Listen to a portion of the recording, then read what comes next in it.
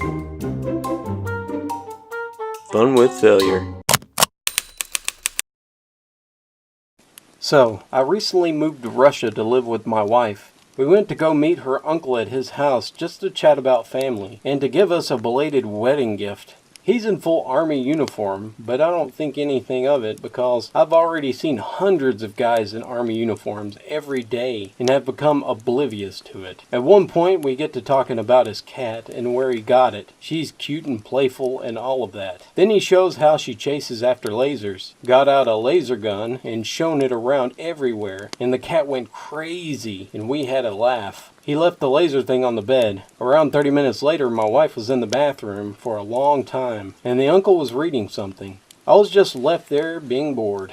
I saw the cat walking by, and I decided to go get the laser thing and play around with the cat for a while, until the wife gets back. The laser was in the shape of a gun. I'm from England, and there's no weapons or anything like that. So in my mind, it was just like a toy in the shape of a gun. We have no real guns, but millions of toy guns and things in shape of guns. So in my English mind, it's a laser toy gun thing. The fact we're in Russia and I'm in the house of an army guy completely went over my head at this moment. So naturally, I point this thing at the floor next to the cat where she would be able to notice the laser. I pull the trigger where there was a little button for the laser somewhere else, but I didn't see it. And BAM! That was the loudest freaking noise and the brightest light I've ever seen in my life. I was literally blind and deaf for like 10 to 20 seconds. When I could see again, there was smoke everywhere. The windows were shaking, the whole house was in smoke, and the alarms went off. I'm kind of in shock and I don't know what the frack just happened. People knocking at the door asking what's going on. The wife coming out and started shouting at me, calling me the biggest fracking idiot ever, saying, "I left you alone for 1 second and look what you have done." Then I explained I thought it was just a laser to play with the cat, and she was like, "Did you fracking shoot at the cat? Oh my god!" and went to look. The cat was obviously scared and ran and hid somewhere I don't know where cause I was blind. We all searched for the cat for a few minutes. The uncle wasn't even mad at me. He was calm and was just worried about the cat at this point. We found it and she was fine. I stroked her and calmed her down. There was still smoke everywhere, but everything seemed to be okay. The wife was still mad at me and couldn't believe what I did. And I'm all upset cause I really didn't mean to do it. And I'm still kind of in shock. She's mad at me and I'm worried about the upcoming angry lecture from the uncle. But the uncle started laughing his butt off at the whole situation and didn't care. He gave me a pat on the back and said no worries. He thought it was hysterical that some foreign guy comes to his house, doesn't know what anything is, and frightens the crud out of himself while the wife calls him an idiot the whole time. It's pretty funny. I also start laughing, and the wife, still mad, calling us both idiots for laughing, and said it's time to go home. She was in an irritable mood for the rest of the day, but I had a good time. This happened a few weeks ago. So, it's winter, but my friend and I decided to defy the snow this beautiful sunny day. We decided to take a walk through the neighborhood where we grew up together, to catch up and talk about life. The usual stuff. As our walk is nearing its end, we get to this slope. At the slope, you have the option to either go around or to take your chances walking or running downhill. It is a bit too steep to walk downhill safely. If it's the least bit muddy or icy, it's a guaranteed slip and fall. This day is covered with fluffy snow slowly melting in the sun, so walking down safely is out of the question. My friend is turning right to walk around it. That's when I get this flashback from when we were kids, rolling down the slope, getting all dizzy and laughing uncontrollably. I say to my friend, "Hey, do you remember when we used to roll down this hill as kids? Shouldn't we do it again? Wouldn't that be nice to relive that memory?" My friend is very hesitant, but I'm now completely determined to embrace my inner child and get both of us rolling down this hill. She's complaining that the snow will soak through our clothes. I argue that we're just a few minutes from home. After a bit of convincing, we reached the decision that I would go first. I can catch most of the loose snow and create a path for her to roll in. Off we go! I throw myself down the hill. Even though rolling down the hill as an adult hurts a bit more than I remembered it as a child, I laughed loudly all the way down and reached the bottom of the slope unharmed. My friend copies my moves and we both end up lying in the snow at the bottom of the slope, laughing uncontrollably. Now you're probably thinking, how is this a TIFU story? Oh, just wait.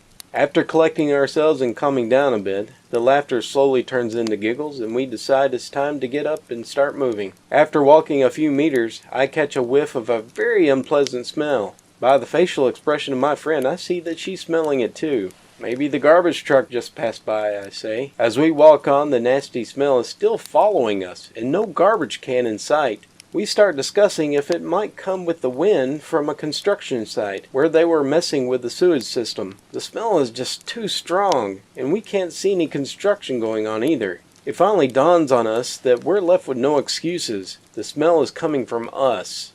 We look at each other, and at first glance we both look perfectly normal. At closer inspection, I notice something smeared on my friend's shoulder. I sniff it and my stomach drops.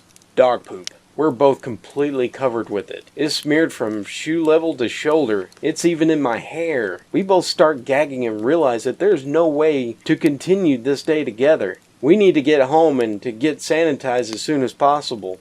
After picking up the speed, hoping that we won't have to face any other people out walking, we then quickly say goodbye and rush home. Once at home, just getting out of the clothes, without making the mess any worse, was a real challenge. I emptied the bathroom of everything and slowly stepped out of my clothes, coughing and gagging all this time, leaving the pile of poop-stained clothes to deal with later. I stepped into the shower. When I got to cleaning my hair, I couldn't keep it in anymore and puked all over myself, while my fingers tried to get the pieces of poop out of my curly hair.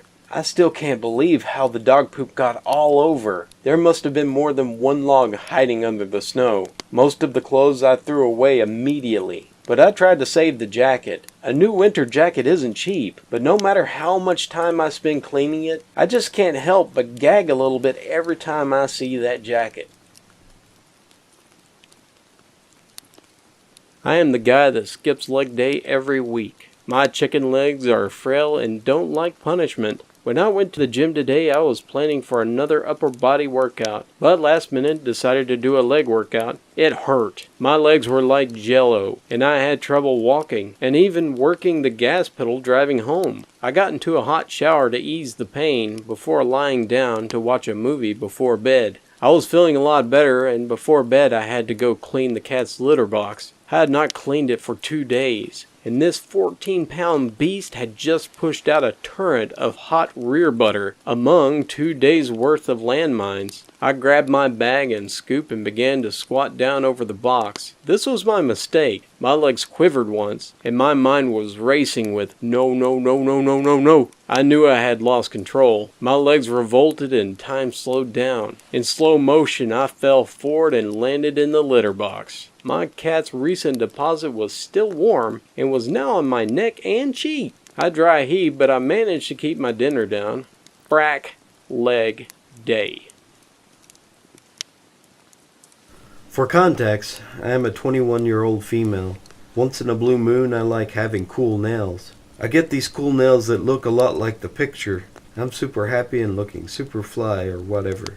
So about a week and a half later, I'm driving to class and feel like I have a massive, itchy booger. With my cool, handy new booger pickers, I decided to extract that fracker out with my pinky finger, until the car in front of me slams on their brakes, causing me to slam on my brakes. My finger's 2 knuckles deep into my schnoz. This effectively rams my pinky up my nose. I panic. Lots of profanities happen. I call my mom, finger still up my nose, who says I should just pull it out. I'm scared that I'm going to pull out brains or something, so I decide to man up and just pull it out. But my finger is a tad bit stuck. So against any proper medical advice I'm sure is out there, I pull it out. There's blood and there's no acrylic nail still on my pinky. I'm in full panic and drive to prompt care. They extract the acrylic nail which was lodged in there. It was not as bad as I thought, but I still panicked. This did give me a nasty bruise, but I got a cool nose bandage out of it though. It looks pretty tough. If you ask me, I supposed it was all inevitable, and this situation would have happened in a matter of time, considering my lifestyle and my behavior. So, to the backstory. I live in a shared 2-room apartment, where I occupy one room, and the other is an old, lonely lady. Our daily schedule is quite different. She wakes up at 9 a.m., prepares food, and passes the whole day cleaning her room while listening to radio. whilst mine is about working at my PC the whole night and then sleeping throughout the day, annoying the old lady with my snoring and farting. Thank you, junk food, yay. So, being a person who works at night sitting on the computer, I obviously got some pretty typical diseases. Besides the mentioned problems with my stomach, I have some kind of osteochondrosis, which sometimes forces me to twist my joints, making disturbing cracking noises. Moreover, being a night person has given me the benefit to see better in the dark, but only with my corner areas of my eyes. Not sure why, but it's okay with me. Well, backstory over. Story time. The last night I was working at my computer, as usual, when I suddenly felt a terrible urge to pee. Okay, I thought, guess it's time for all that cola to exit me, and began my journey to the room of relief. But apparently, I wasn't the only one in the need of relief in this dark time of 4 a.m. By the sound of the opening door, it was obvious that the old lady was going to the toilet too, and so starts a slideshow of events that led to the frack-up. I opened the door and saw the old lady exiting her room. To see her better in the dark hallway, I needed to turn my head to an angle, where my corner area of the eye could see her in the dark.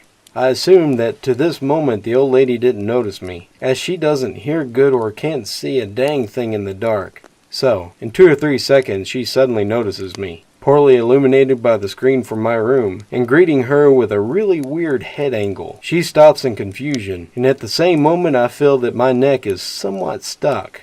All the glory to the osteochondrosis. It starts to give me pain signals. The pain I feel instantaneously distorts my face into a grimace, and I start trying to move my head, apparently without any luck. So, being the idiot that I am, I make the best of the best decisions that I could possibly make.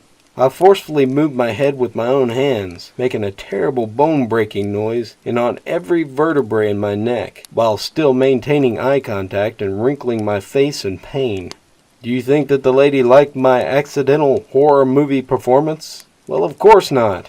She screamed in pure terror and slammed the door shut, hiding in her room while still screaming. And the final part? What did I do to ease that situation? Well, my brilliant mind decided to apologize, and I knocked on her door, probably scaring her even more, as she screamed in fear once again. And now I am in my bed, first things first, writing my story to Reddit. Good day, everyone. I hope somebody will laugh at this. Edit. As for the old lady, I've just deeply apologized to her, although she still seems to be in a light shock. I looked as a complete idiot, explaining to her what happened. But anyways, she accepted my apologies and went to her room, looking confused but at least not terrified as frack. Nevertheless, I guess I'll celebrate my first somewhat successful post on Reddit. Not sure how. Maybe by listening to a 10-hour version of Spooky Scary Skeletons while playing Dark Souls at the Tomb of Giants. The best idea by far. I went to the store one night to go shopping. It was around midnight and I was so excited that it was going to be empty. I ended up shopping till 2 a.m. When I went to my car to unload my purchases, there was one other car there. It was parked on the driver's side of my car. I opened the door, threw my purse in the passenger side door, put my bags in the back. Until the time that I got the last bag in, I felt a presence close behind me. A few seconds later, and a deep man's voice says, "Hey!" My first thought was, it's 2 a.m. I'm going to be kidnapped and murdered. So I figured I would make him think that he didn't want anything that I had. So I started scratching my crotch furiously. I mean, really giving it a good going over, like I had something really bad. I then heard him say, "Excuse me, ma'am, I can't get into my car." I looked to see that my open driver's door is blocking his passenger door. His friend in the car next to me is watching what is unfolding, barely containing his laughter. This happened around a year and a half ago. I was at home visiting for a holiday in early summer or late spring when I ran into someone I went to high school with. We hit it off and decided to continue talking after both of us returned to our new homes in separate states. I was in the Southwest while they resided in a more tropical area. We carried on our chatter for weeks, and after a while they asked if I would like to come and visit. It took a couple of days of consideration, but I eventually decided I had earned a me vacation and I should go. So we booked the flights a little over a month prior to the trip and grew more and more excited as the days went on. Well, I was finally excited to have 2 whole days off work in a row to myself. It was a Monday evening and only 2 weeks out from my trip. I'd watched my shows and eaten a good meal and had a couple of glasses of wine and thought, oh, I should wax my legs now so they aren't irritated while on vacation. So I go find my wax in the bathroom cupboard and head back into the kitchen. I put the wax in the microwave, and while it's warming, I pour myself another glass of wine and strip down to my knickers. The microwave beeps. When I open the door, I see the wax is obviously too hot to use, so I decided to grab a pair of tongs, not my brightest moment, to remove the glass jars from the microwave to cool. Here's the good stuff. The jar obviously slips out of the metal tongs and falls onto the granite countertop. The jar bounces and splatters hot wax everywhere in the process. Still standing in my underwear after all this is said and done, I look at my hands to see they are covered with burning wax. I panic because I need my hands for work and beeline it for the bathroom to wash them off. I missed the entire door opening and ran my face into the corner of the door frame, centered on my left eyebrow, and instantly bounced back onto the floor. I sat there stunned for a moment, remembered the wax, and went into the bathroom. In my panic, I couldn't wait long enough for the water in the sink to get cold, so I went back running into the kitchen. Why I didn't start at the sink is beyond me. Once I peeled all the wax off my hands, I was relieved, only to realize soon after that my abdomen, side, thighs, and various random spots were still splattered with the still burning wax. One spot on my stomach had instantly melted the skin away. In another panic, I did the first thing I could think of and grabbed the wax strip laying out and pressed them to all the visible wax and ripped them off with as much wax off as I think I could get. I called my coworker and friends to come help. She's also a mommy, and moms are the best with injuries. While on the phone with her, I was leaning over my kitchen sink, but somehow lost my balance and stumbled backwards, landing on my back and hitting my head on the tile floor. I stayed conscious, but I think my body was still in shock, and it felt like pain mixed with the effect of wine made me a kind of drunk I had never experienced before. She was on her way, so I peeled myself off the cool floor and laid on the couch. Another mistake. She arrives and I find it difficult to get off the couch. I'm stuck to it. I finally peel myself off the couch and let her in, where she instantly tells me my burns are much worse than she anticipates and instructs me to take a cool bath while she calls the EMS friend. My EMS friend arrives and doctors me, sets me up with water, ibuprofen, and covers my burns, puts a bag of frozen cherries in one hand and a bag of frozen pineapples in another. She's friends with my boss and texted her that I may be unable to work for the next few days due to my brand new injuries. The burns had instantly blistered before the EMS friend showed up, and I was covered. While I'm in bed crying, my friends sweetly cleaned up what they could so my cats couldn't get stuck on the counters and floors. The next day, my boss calls me in panic. I reassured her that I'm fine, and now my skin has stopped burning, and I chose not to go to the hospital because it's not my first rodeo with burns. While they were severe, they did not warrant medical attention, and I wasn't going to waste an ER visit on them. So with all her connections, she calls her ER doctor friend to make a house call. The doctor visits and confirms that I gave myself second-degree burns with wax. She brought some supplies and cut away some skin, taught me how to care for myself, and told me to follow up with her if I felt it was necessary, or if it was an emergency. I was out of work for 5 days, still had hairy legs, and wasted the whole pot of wax. Now I'm going to my tropical vacation filled with beaches and sunshine with big patches of gauze covering my thighs and stomach. It took a total of 5 weeks to heal, and I still have my splatter scars. But I learned my lesson, and I still don't drink wine.